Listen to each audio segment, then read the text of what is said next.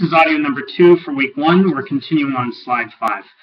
So, I am passionate about this, and I keep on slipping from my subject to talk about writing, but I'll tell you, having worked in government, having worked in business, I can tell you that if you can't write, you are screwed. You are absolutely screwed. You've got to learn to write. If you're writing well now, congratulations. If you have trouble writing, I want to help you. And believe me, I have seen some amazing turnarounds in people's ability to write simply because I badgered them to death. And so I'm encouraged. I'm not abusive, but I am encouraged. I know that if I really press the point, that bad writers can suddenly find themselves writing in subject, verb, object patterns, complete sentences, and so on, all those marvelous things. So I will assist you. However, if you'd rather do that on your own, you can go to the Writing Center, www.writingcenter.pdx.edu, and make an appointment. This can also be done by online students who can't come to campus. Let's go on to slide 6. So on this slide, you see our deadlines. Every Friday, a discussion is due. If you miss that deadline, then you're messed over, because this is a Dropbox system, as they call it, in this completely online course, where I set the clock. I open it up at a particular time and date, and I close it at a particular time and date, and if you're too late, then you're too late. I'm leaving an awful lot of leeway, though. I open it up every Monday morning at around 6:30 a.m., and the discussion stays open until Friday at 7 p.m. So you've got a lot of time to get the reading done and get your 2 cents in. Don't miss those discussions. And then we have the 2 papers. You can see when they're due here. I urge all of you to consider an extra credit paper topic. They do wonders for your grade. There's a maximum of 6% that you can earn of extra points. That's 6% out of 100 that you can earn as extra points by doing an extra credit paper. You're not going to get that whole 6%. Nobody ever does. You'll get a portion of it, but it'll be based on how well you do. If you write a B paper, then you're going to get something like 82 to 85% of those 6 points. You know how that goes. Everybody can do that math. Let's go on to slide 7 and talk about geographic realities. Really, this is going to be about both geographic and demographic realities. Now, here I would urge you, whenever you're unsure about something, go to dictionary.com or go to Wikipedia. Now, Wikipedia, I have to say, I recommend with caution, because I've seen the things that are done by people on Wikipedia. Sometimes the stuff, it always looks credible. It always looks great. But you have to keep in mind that Wikipedia is mass edited. It's not edited by a professional. It's not edited by an expert necessarily, although sometimes that does happen. And it's subject to be re-edited by virtually anyone. So that means that there are things that are often missing in Wikipedia. There are things that are often distorted in Wikipedia. It doesn't mean it's all bad. I've used Wikipedia in my own research to go start to learn about something, and I will always look at the references. However, I've noticed, for example, last year when I was finishing up my dissertation, working on a subject in which I'd become quite specialized and knowledgeable, I noticed that stuff on Wikipedia about that subject was often either difficult to understand or not well written or plain inaccurate. And the reason I was able to determine that is all I did was look at the footnotes, which is what you should always do on Wikipedia. Look at the footnotes, and I'd find that the footnotes either led nowhere, or they led to the wrong place, or they were irrelevant a full 50% of the time. when I was looking at stuff that I knew a lot about. So use Wikipedia with caution, but don't hesitate to take a look at it. For example, the page in Wikipedia on the Chinese Communist Party is pretty good. If you want some extra reading, just to acquaint yourself with things, you could start there. And there are a lot of other pages about China that are fairly well done, but I always look at them again with some skepticism. Let's go on to slide 8. So this whole geographical advantage thing, it's extremely important regarding China, because China has a lot of geographical problems, which we'll get to. But let's start by taking a look at something we know about, which is the United States. There is no other country on this planet that has all of the geographical and demographic advantages of the United States. No one approaches it. There are very solid reasons for this. The U.S. has long coastlines on 2 major oceans, and there are no island chains, archipelagos, or volcanoes, or anything else that make it difficult to get in and out of those coasts. This means that the United States has unimpeded access to the world's 2 largest oceans. And that means that it can project power at will. It would be extremely difficult to blockade either one of the coasts of the United States, unless the Americans were faced with a naval power that was overwhelming in its superiority. And this is one reason why, early on, the United States had as its goal in the early 20th century naval domination of the world's oceans. It didn't get there until World War II, but after World War II was over with, the rest of the oceans were like an American lake. And I'm not kidding. Nowadays, any large body of water that is next to an ocean is subject to American power.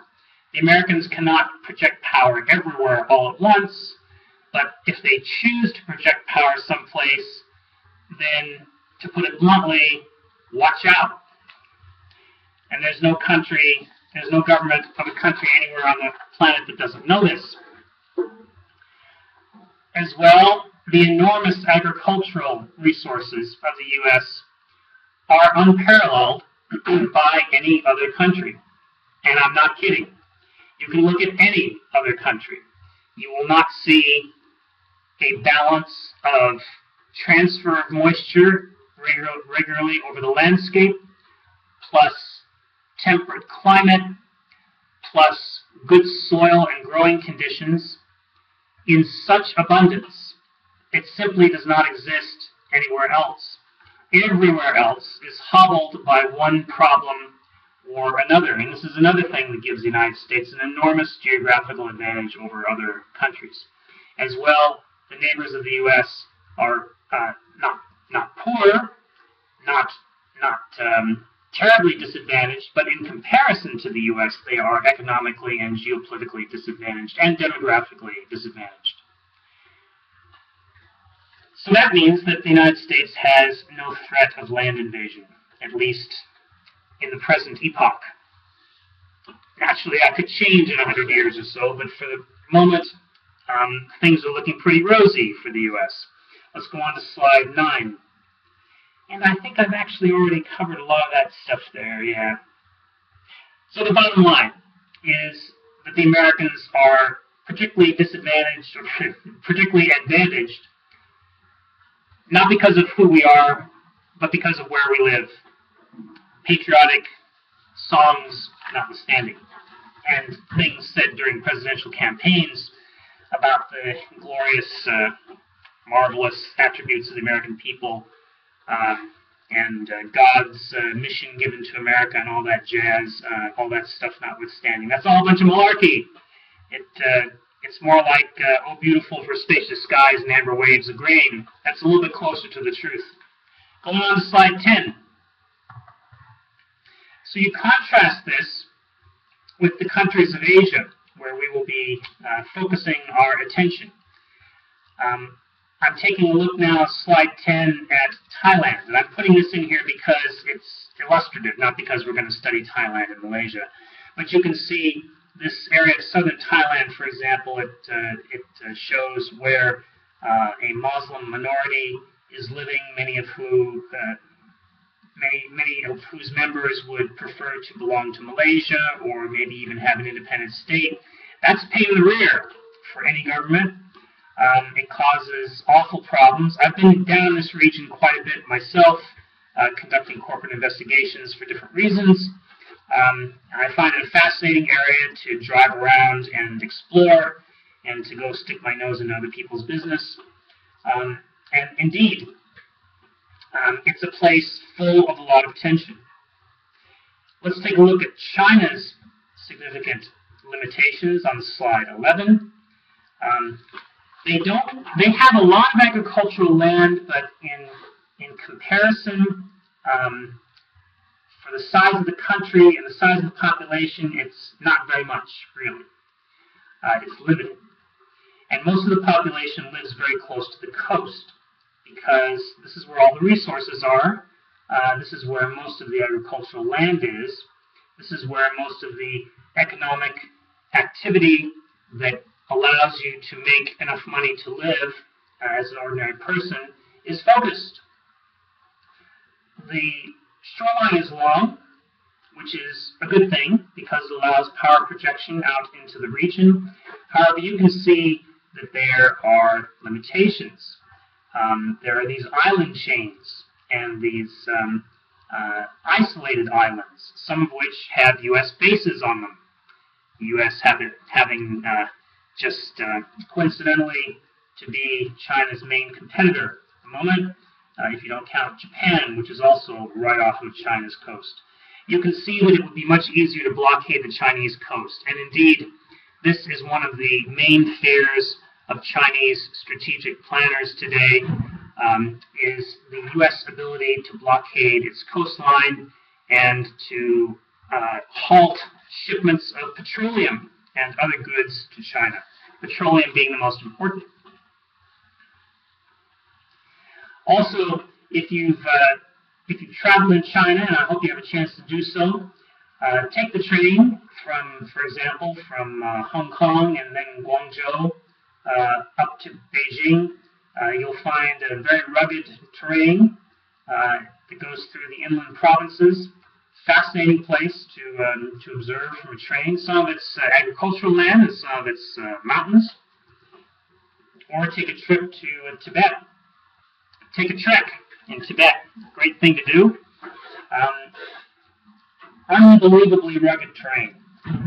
So this makes it difficult to communicate between provinces and to indeed to unify the country. And this has been a historical problem that we'll talk about more as we go through the course. Let's go on to slide 12. So Chinese governments have sought to consolidate control of their frontier regions because they have these frontier regions that have a lot of ethnic minorities living in them. And we'll follow with another map and a few more slides that show this. And so the governments find themselves having to expend a lot of energy to manage not only these minorities on the borderlands, but also the peasantry in the interior. Because if there is one reality that has been historically true and remains true to this day, it is that governments of China have looked upon their own population, the massive majority peasantry of Han Chinese, majority Han, H-A-N, Han Chinese ethnicity. They've looked upon the peasantry as their opponents and as a dangerous, large group of people who might rebel, who might string them all up by the closest lamppost if things go wrong. And again, I'm not kidding. This is the way most city dwellers look at the peasantry. It's interesting to go to Beijing and get in line to see the body of Chairman Mao at the Mao Memorial in Tiananmen Square, because as you get in that line, you'll be in line with people from all over China, and 3/4 of them are peasants. Now, why is that? That's because it's something everybody wants to do, take a trip to Beijing, and it's because Chairman Mao is still looked on by many in the peasantry as a national hero, indeed by many Chinese. But Mao is known for his closeness to the peasantry, and this is one reason why he is still revered in the countryside, I would say to a greater extent than in the cities. So in the course of examining these problems, we will also be examining in detail Tibet. Why have I chosen Tibet? It's for two reasons. One is that I've traveled there a lot, and another is that there's a lot more written about Tibet that is accessible to the average college student, and so that means that it's possible to assign good quality readings about Tibet. And Tibet is a very good example of how China has tried to handle this problem of consolidating control of a frontier region, a huge frontier region that has as its majority people who are not Han Chinese. We'll stop audio recording 2 here and go on to slide 13.